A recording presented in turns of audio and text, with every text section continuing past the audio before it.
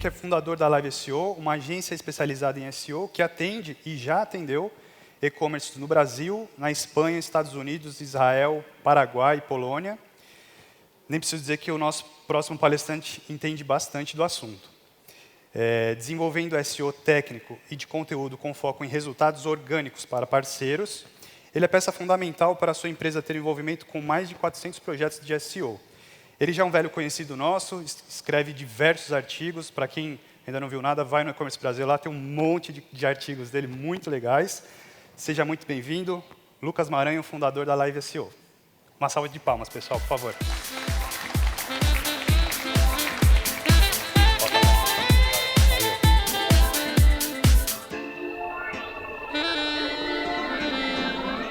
Boa tarde a todos, tudo bom? Deu um friozinho na barriga e no corpo, tive que correr por uma blusa aqui nos 45 do segundo tempo.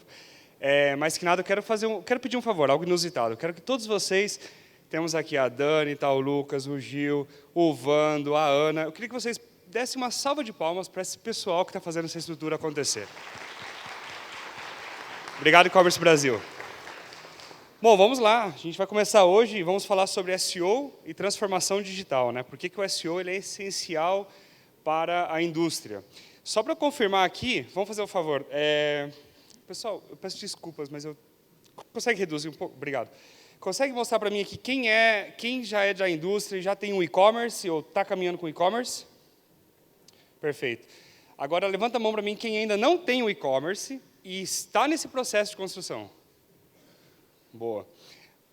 2 pessoas. Aqui nesse momento, quem é aqui C-Level? Levanta a mão. Boa. Agora, quem é da operação do e-commerce ou da indústria? Fechou. Então, vocês vão me entender. Tá? A gente vai falar mal da galera aqui do dono do negócio. Pode ser? Bom, quando a gente fala sobre a transformação digital e todo esse movimento que acontece, a gente começa a ter uma série de parâmetros. Eu consigo trazer alguns parâmetros, um pouco de histórico, até um pouco com esse grupo de pessoas que nós temos hoje na nossa empresa. São mais de 110 colaboradores, são 117, para ser bem exato. E algumas marcas, que aqui sim temos uma série de marcas muito conhecidas, grandes.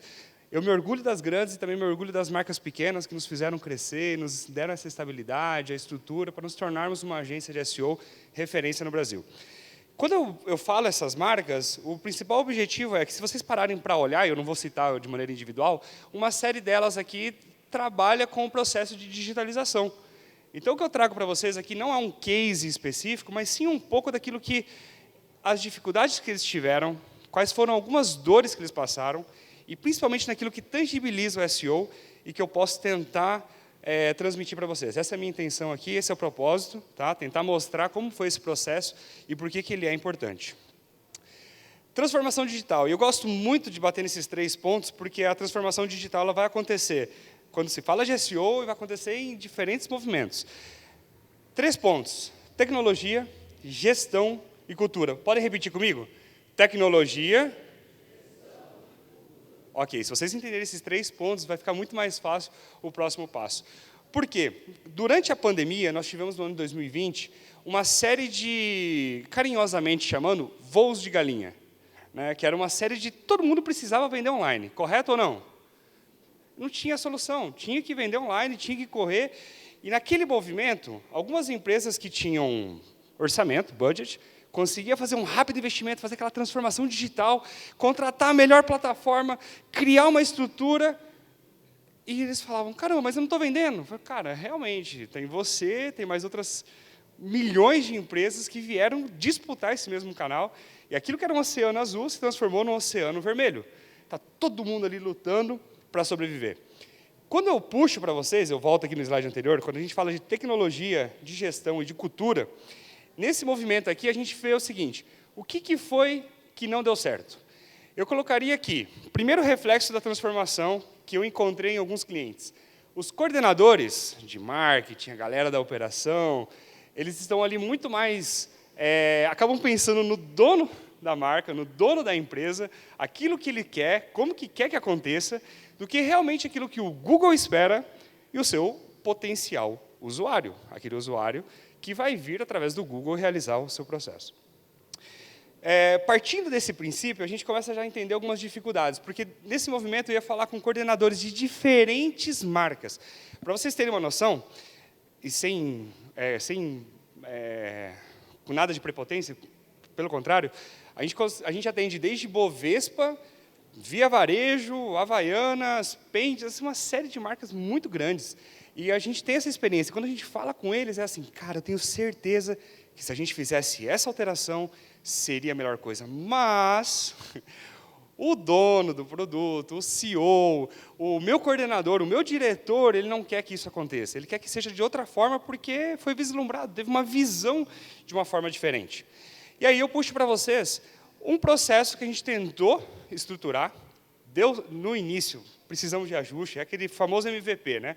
Coloca, tenta, vai colocando, vai fazendo acontecer. Se vocês quiserem tirar foto, no final vai estar ele completinho, tá? Eu permito para vocês ali com muito carinho. Então, assim, nesse primeiro movimento, quando a gente fala de uma transformação digital, a gente precisa pensar em tecnologia, gestão e cultura, aí vai tangibilizar esses 7 pontos, é quando a gente começa com a estrutura. Vamos imaginar que você trabalha com e-commerce, então você busca, igual aquele exemplo que eu dei, você faz o melhor investimento. Você trata com uma plataforma grande, você busca que todas as integrações de logística, de meio de pagamento, de antifraude, tudo esteja muito bem acontecendo. Aí você corre para o quê? Para o próximo passo, que é eu preciso de pessoas internas e eu preciso de pessoas externas. Quando a gente fala de pessoas internas, são as contratações. Eu preciso contratar pessoas que tenham experiência, que tenham conhecimento, que já tenham tido habilidade e estão aptos a lidar com o mercado digital. E é normal, e assim, eu converso, por exemplo, estava conversando com uma pessoa, não sei nem se ele está aqui, então vou usar esse exemplo. Ele saiu de uma empresa gigante, foi para uma outra empresa gigante, e depois para uma outra empresa gigante também. Ele conseguiu se movimentar nessas 3 empresas. Qual foi o movimento? Literalmente, cada uma daquelas empresas enfrentava um movimento de transformação digital e fazia a contratação, contratava o camisa 10. Pô, vem Neymar, vem para cá. Aí depois, agora tem o Mbappé. Não, vamos pegar o Neymar para esse time aqui. Vai para esse processo de contratação. Então, esse movimento de pessoas internas, ele se torna super necessário. E aí, quando a gente fala de pessoas externas, é quando a gente fala, sim, das agências. Então, como eu, Lucas, sou fundador de uma agência, eu vou deixar esse passo para o final, vou explicar um pouco melhor. Quando a gente vai para um outro quarto aspecto, que a gente entendeu no processo de compreensão dessa transformação digital, é quando a gente tangibiliza o processo de cultura. E aqui eu vou colocar para vocês um ponto bem importante. Quando eu falei para vocês de tecnologia, gestão e cultura, eu usei um exemplo, acho que foi com o pessoal da Tilibra, que está aqui. Acho que foi com vocês que eu falei, né? Acho que foi. Que a gente estava conversando justamente um aspecto super impactante, que é, toda vez que a gente tem um movimento de SEO e uma transformação digital, o que acontece? Imagina que vocês tenham um e-commerce, ou uma indústria, imagina, vossa situação, e a pessoa de compras, por exemplo, ela cadastra o produto.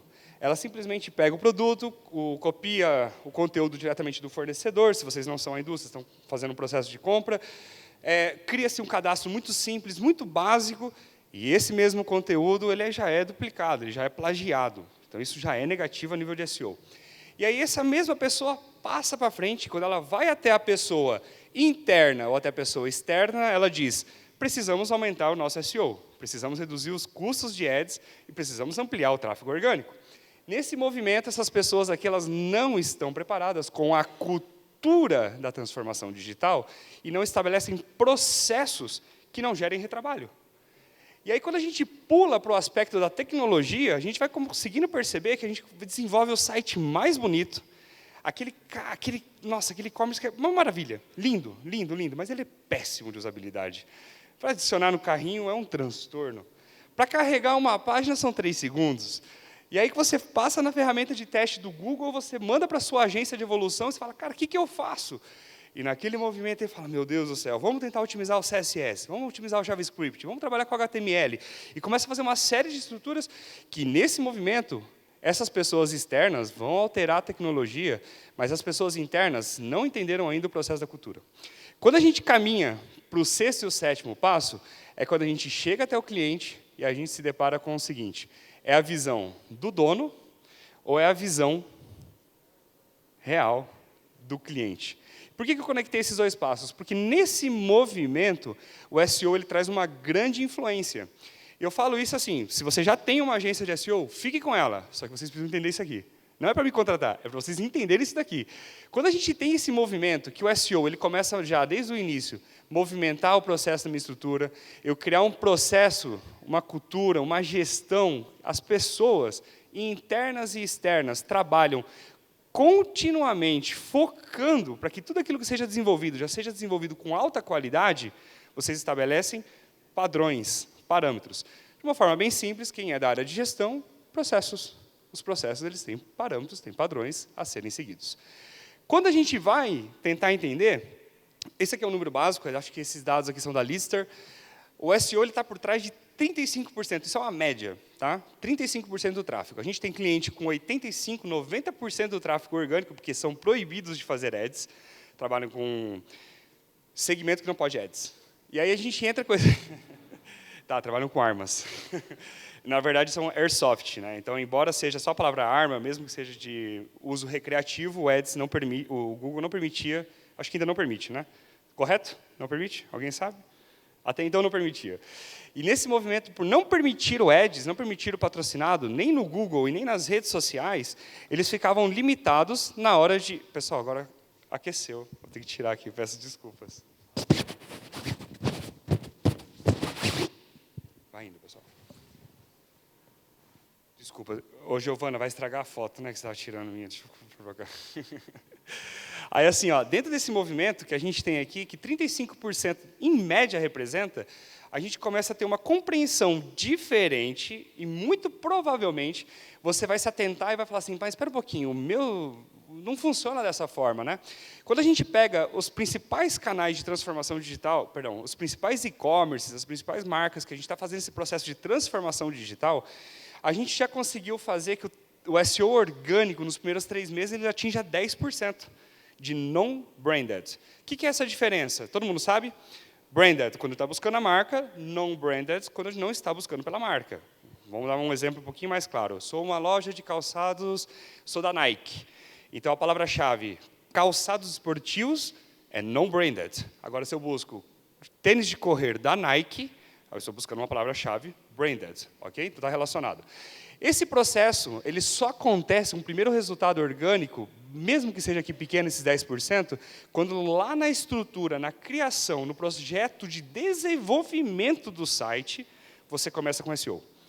Quando você fala assim, olha, eu vou desenvolver meu site, aí a gente já fala assim, olha, lá no seu cadastro de produto, deixa o campo para dados estruturados para ter avaliação de produto. Ah, mas eu ainda não vendi o produto. Coloca lá os dados estruturados para avaliação de produtos, porque uma hora você vai vender, vai precisar. E isso é um fator de ranqueamento. Ah, mas e se eu colocar somente as imagens aqui, ó, fiz uma forma muito bonita, eu entro no meu cadastro de produto, a imagem é enorme e tal, eu giro, tem um efeito parallax, que é aquela imagem que roda assim. Ok, tem um texto alt, tem um dado estruturado? Será que quando vão buscar sua marca lá no Google, vai aparecer realmente as imagens já no início? Tem um proveito disso? Então, esse movimento aqui, quando a gente começa a trabalhar, a gente tem uma nova compreensão, que o SEO ele se torna uma espinha dorsal. Quando a gente fala disso, é que você precisa ter essa compreensão que quando eu começo a trabalhar, deixa eu tirar aqui, quando a gente começa a trabalhar o SEO com essa visão, a gente já começa a fazer o seguinte, ó, vou dar um exemplo para vocês. Quem já clicou, acho que essa pergunta que várias pessoas já fizeram algum dia, mas eu vou repetir ela. Quem algum dia foi realizar um pagamento lá no carrinho, no checkout, e demorou mais de 5 segundos para passar o seu cartão? Qual que é a confiança que vocês tiveram? Acho que nula. Cara, será que não está, principalmente no início dessa transformação digital, será que não estão clonando meu cartão? Será que não está acontecendo alguma coisa estranha? Será que está tudo certo? Quando a gente começa a entender, o SEO ele vai trabalhar, por exemplo, a velocidade do site, a velocidade de carregamento. O SEO, quando você entende no processo de transformação digital, você rompe uma primeira barreira quando você acredita que o SEO ele é somente antes da pessoa chegar até seu site. E esse é o maior erro. É muito grande, porque tem muita gente que fala assim, o SEO é um canal de trazer tráfego. Ele é, majoritariamente. Mas lá dentro existe um aspecto de usabilidade. Existe o Chrome UX Report. Quem já conhece? Isso é um relatório do Google de usabilidade de todos vocês, incluindo eu, que uso o Chrome. Ele guarda os dados de usabilidade, de velocidade, de carregamento. Podem anotar depois, se vocês quiserem buscar Chrome, do Chrome, UX Report. Então, você coloca o site de vocês e vai falar para vocês assim, olha, de não sei quantos mil usuários que nós tivemos, é do Google isso, e é gratuito. Não sei quantos mil usuários, tantos aqui tiveram uma experiência positiva. Ah, mas eu alterei meu site, eu fiz uma migração em dezembro. De lá para cá, ele consegue mostrar se melhorou ou se piorou. Então, nesse movimento, quando você começa a entender que não é somente antes, que ele é durante, já começa a ter uma mudança, porque ele vai no processo de taxa de conversão, de usabilidade, o famoso taxa de rejeição. Se você tiver uma compreensão ainda, nesse processo de transformação digital, que o SEO é depois, aí fica um pouco mais complexo, né? Agora, pensem comigo que vocês têm um problema com um cliente e ele não sabe como entregar um produto. Perdão, como devolver um produto. Ou ele teve um problema com o frete. Se ele realizar uma busca, tipo, vou usar uma marca que não é nossa e quem sabe fecha um dia com a gente, a Nike.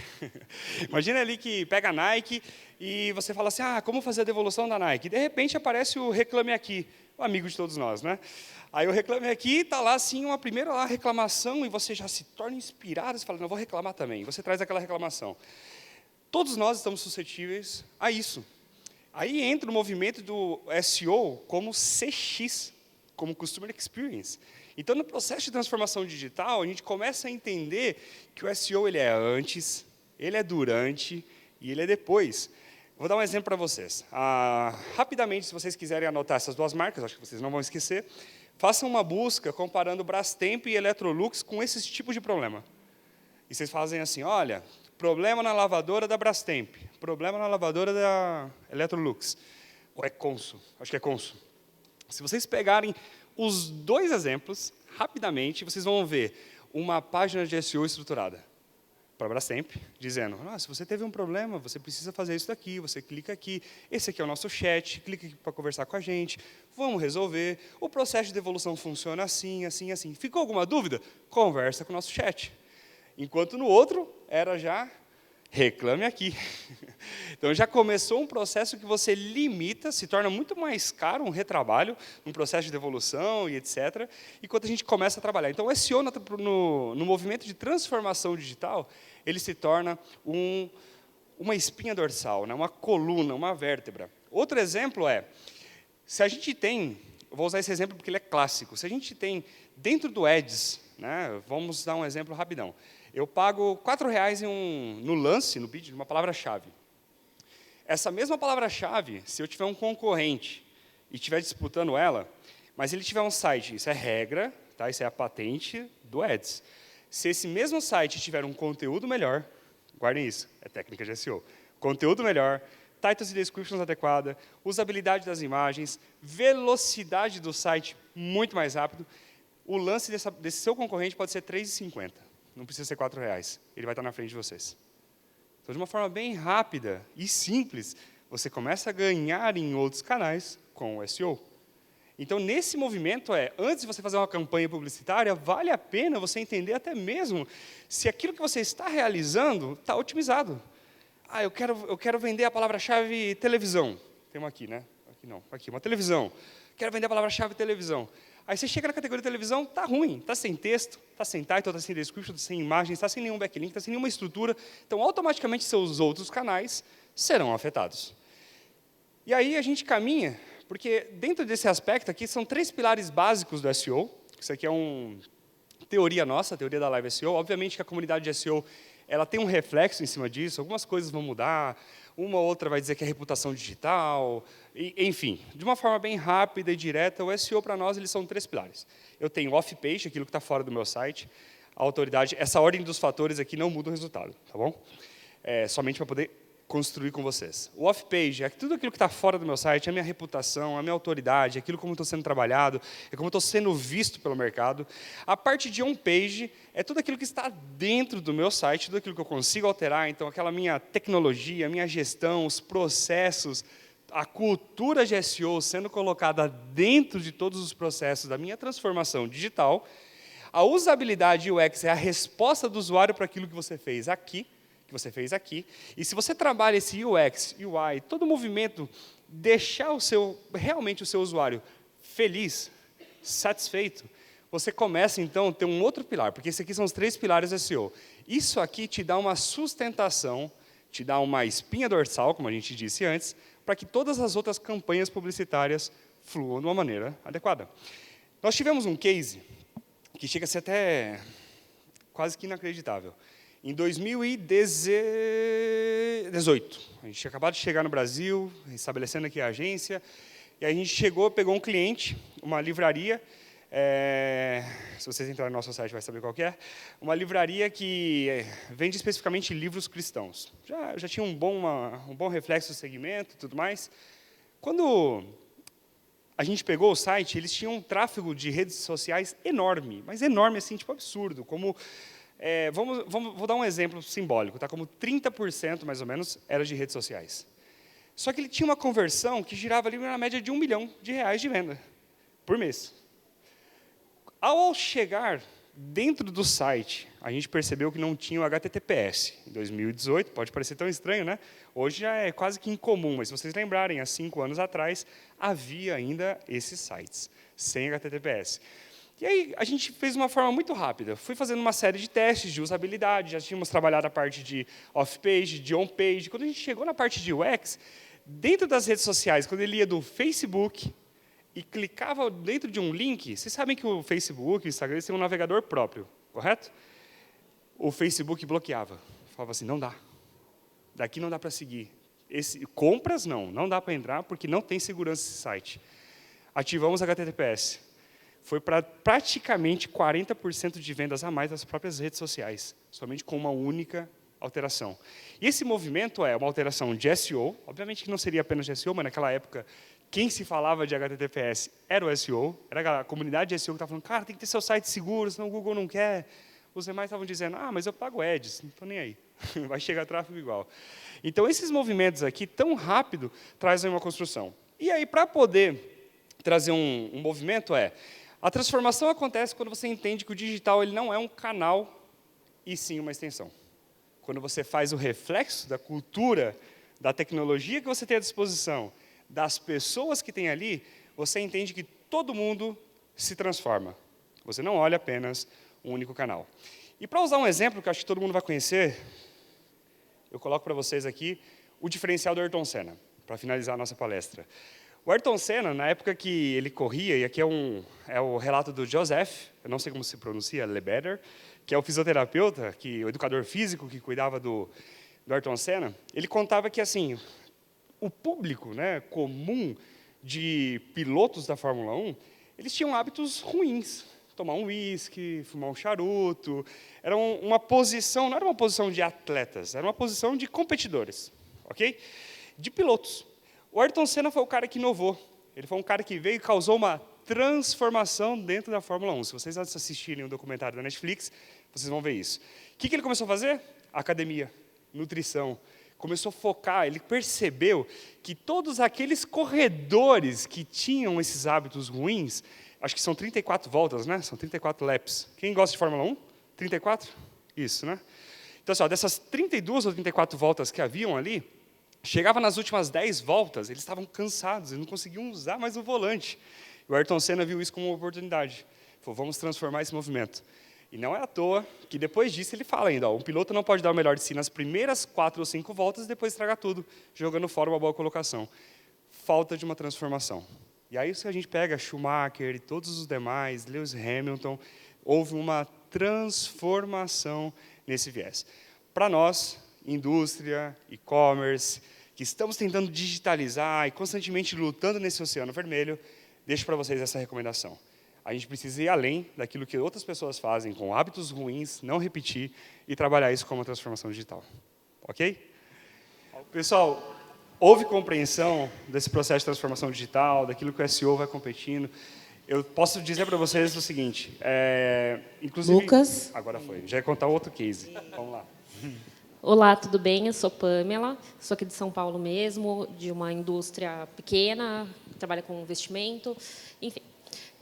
Agora, com o SEO, a gente já sabe que ele está aí há um tempo, já evoluindo, desde, não sei, de 2016, talvez, uma grande evolução. E hoje a gente tem as plataformas de inteligência artificial.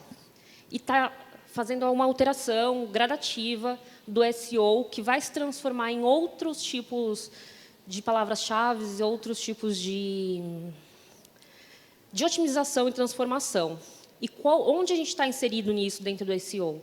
A gente deve acompanhar já essa transformação, que você falou bastante ao longo da palestra, que foi ótima.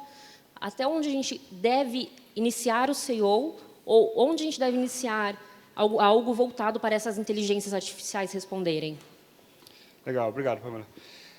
Ótima pergunta. A gente teve já, de 2016 para cá, uma série de plataformas que já tinham uma inteligência artificial, né, que iam movimentando para nós. Então, quando eu entrava, eu, Lucas, que só uso camiseta preta, toda vez que eu entrava, eu falava assim, temos sugestões de camisetas pretas para você aqui. A famosa Smart Hint era um exemplo disso. Temos outras plataformas que fizeram esse movimento. O que eu enxergo é assim, o SEO, e isso é um medo, Pamela, que muitas pessoas colocam, é que o SEO vai morrer. O SEO não vai morrer.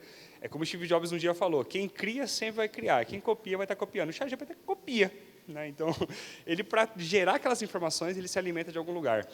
A mudança para que a gente consiga olhar o Google, para ele deixar de ser o maior buscador, até porque quem está com o maior controle da inteligência agora é o Bing, isso é uma realidade, demoraria muitos anos. Eu não apostaria, não colocaria a mão no fogo também, que seria muito ou pouco tempo. Não poderia dizer, não poderia. De uma forma bem simples, eu, Lucas, olhando para a Live SEO, a gente olha e constrói toda a nossa regra de negócio, entendendo que, ao cabo de 3 anos, existe a chance do Google trocar o buscador, ou não deixar de ser o principal de uso na hora das buscas, porém, o Google está fazendo todo um caminho para evitar essa falha. Ele está construindo, então, hoje, dentro do buscador, ele se tornou quase que um resultado zero. A inteligência artificial do próprio Google sendo trabalhada. Então, assim, a nossa transformação digital, ela vai precisar acontecer. Mas quando eu olho para o SEO, ela vai das coisas mais básicas, sabe? Eu tenho clientes que começaram a se preocupar com o ChatGPT, e nem sequer tem imagens otimizadas, né? Então, é como, caramba, vamos fazer o arroz e feijão primeiro, vamos tentar trabalhar esse viés aqui, vamos trabalhar a usabilidade, o antes, o durante, o depois, porque o SEO depois, num problema de devolução, de frete, de produto quebrado, jamais o ChatGPT vai ajudar outra pessoa. Né? Então, é o próprio site que vai ter que fazer essa solução. Okay?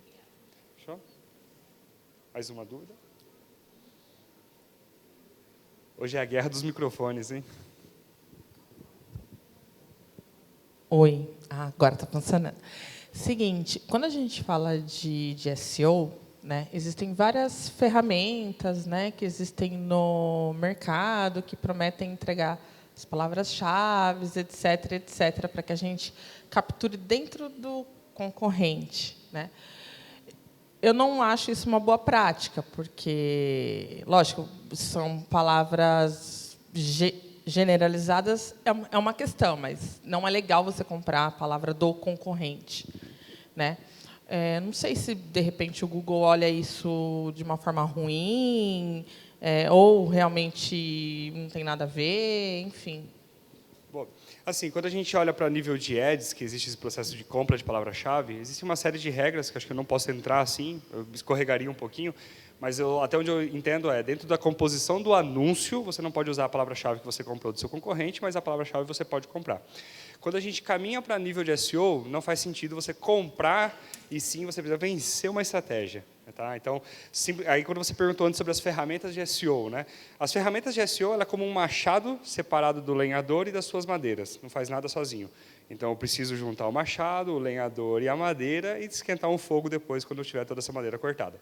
Então, a nível de SEO, as ferramentas elas são imprescindíveis. Aí onde entra o viés, na transformação digital. Ou você vai colocar assim, olha, eu vou comprar o Ahrefs, que acho que está acho que $400, tá? Tem uma versão gratuita, limitada. Ou eu vou pagar $400, ou eu vou contratar uma agência que já tem essa ferramenta, que já está embutida no custo, e vou. Ou eu vou contratar a SEMrush, que está $199, é o mesmo processo. Então, assim, as ferramentas elas são imprescindíveis, não tem como ficar sem elas. Agora, que faça parte do seu orçamento e todo o movimento, é onde eu puxaria para aquele aspecto das pessoas externas, é onde vale muito ter uma agência. Respondi a tua pergunta? Que bom. Alguém mais? É isso. Pessoal, muito obrigado. Satisfação. Uma salva de palmas aí para o Lucas.